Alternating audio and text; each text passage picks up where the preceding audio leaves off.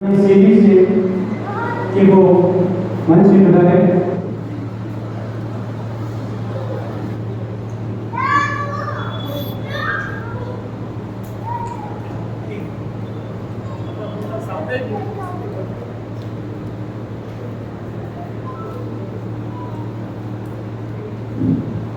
भारत माता की जय।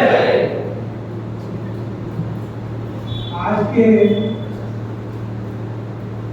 स्वतंत्रता दिवस के 29 वर्ष पर श्री छात्रावास में बुलाए श्री समाज जोधपुर के पवित्र माननीय का सादर अभिनंदन करता हूँ। प्रिय विद्यार्थियों, सभी वक्ताओं ने अपने विचार से स्वतंत्रता दिवस और संस्थाओं के बारे में और आप लोगों के बच्चों के भविष्य के बारे में जानकारी दी। उनके लिए सभी का तहे दिल से हार्दिक अभिनंदन करता हूँ। प्रिय विद्यार्थियों, आपको छात्रावास में रह करके अपने जीवन निर्माण के लिए यहाँ उपलब्ध संसाधनों का पूर्ण उपयोग करते हुए अपने जीवन का निर्माण करना है, उसके लिए आपको तत्पर होना। मैं श्री समाज जोधपुर के उन सभी गणमान्यों का जिन्होंने आज से 42 साल पूर्व सन 1983 में श्री समाज जोधपुर का समन्वय कर श्री समाज जोधपुर के अग्रज जो उस समय की यात्रा रवाना हुई थी, उसके आज मुख्य अतिथि है घिसुलाल जी पवार साहब। श्री समाज जोधपुर की नींव का पत्थर का लेटर श्रीमान घिसू जी के घर से शुरू हुआ, चैन सिंह जी के घर पे गया, चैन सिंह जी के घर से फिर समाज के बीच में आया और उद्यान गार्डन के अंदर एक समाज की मीटिंग रख के हेमालाल जी को 1983 में श्री समाज जोधपुर का अध्यक्ष और घिसुलाल जी को सचिव बनाया था। तब से श्री समाज जोधपुर निरंतर रूप से समाज में अपनी भूमिका निभा रहा है। श्री समाज जोधपुर में पढ़ा लिखा नौकरी पेशा वो वर्ग है जो कौशल प्रबुद्ध रखता है, जिसने समाज की सभी संस्थाओं में मार्गदर्शन और सहयोग दिया है। श्री समाज जोधपुर के द्वारा ही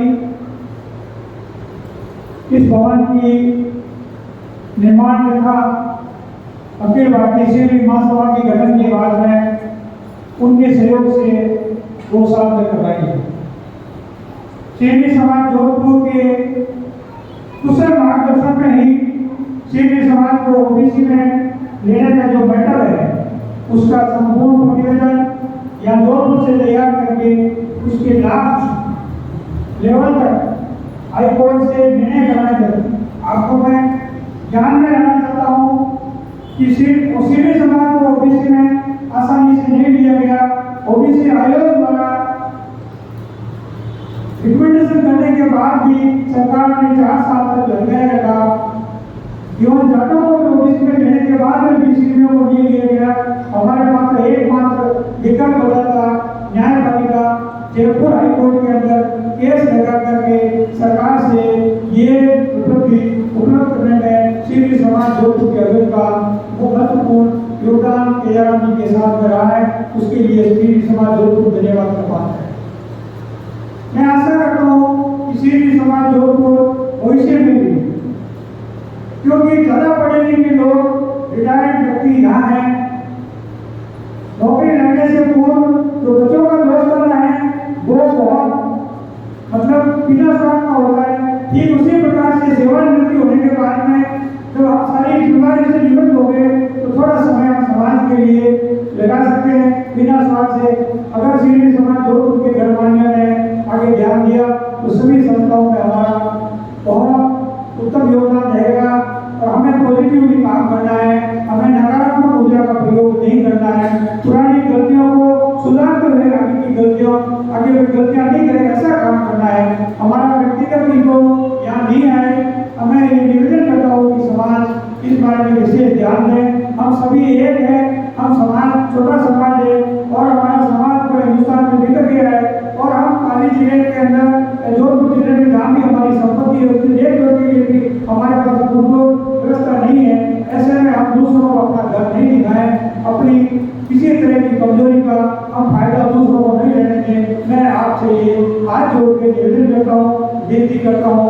मैं आशा करता हूँ किसी भी समाज जोधपुर के सभी गाड़ी मानिए इसके ऊपर विशेष ध्यान देंगे और जो भी संस्थाएं समाज में खड़ी होती है, संस्थाओं का रूप, संस्थाओं का यूज समाज जैसे चाहे समय पर किया जा सकता है, बड़ी हुई संस्था हमेशा उपयोगी होती है। मैं आपका ध्यान आकर्षित करना चाहता हूँ कि 1943 में सीधे समाज जोधपुर सीधे समाज छात्रावास किसान छात्रावास के लिए 5 जगह पे जमीनें दी गई थी। एक जमीन रानी के अंदर, मारवाड़ जंक्शन के अंदर, सोजा सिटी के अंदर, बिराड़ा के अंदर और एक छात्रावास जोधपुर के अंदर जो अभी कायम समाज का नेतृत्व है।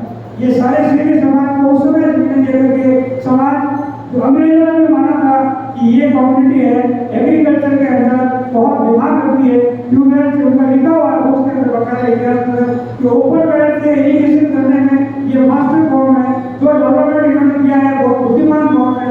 इसलिए समाज को शिक्षित करने के लिए उस समय भी ये भूमि आवंटन की थी, उनका उपयोग दोनों बराबर नहीं हुआ, आज थोड़े पीछे है, अब उनका उपयोग दोनों होना शुरू हुआ है।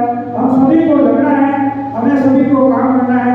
आज सोलर सिटी का भी छात्रावास आपका पिछले 3 साल से कार्यरत है और वर्तमान समय में वहाँ पे आपके भारत सरकार द्वारा आयोजित एक सांस्कृतिक प्रोग्राम के तहत भी जिन प्रशासन ने हमारे को 6 महीने पूर्व उस रोड के अंदर मिट्टी भरने के लिए अनुमति नहीं दी थी, वही प्रशासन 2 दिन बाद बैठ करके उस जगह को सिलेक्ट किया कि ये जगह इस फंक्शन के लिए तैयार है, ठीक है, उचित है। तो समाज अगर चाहे तो कुछ भी कर सकता है।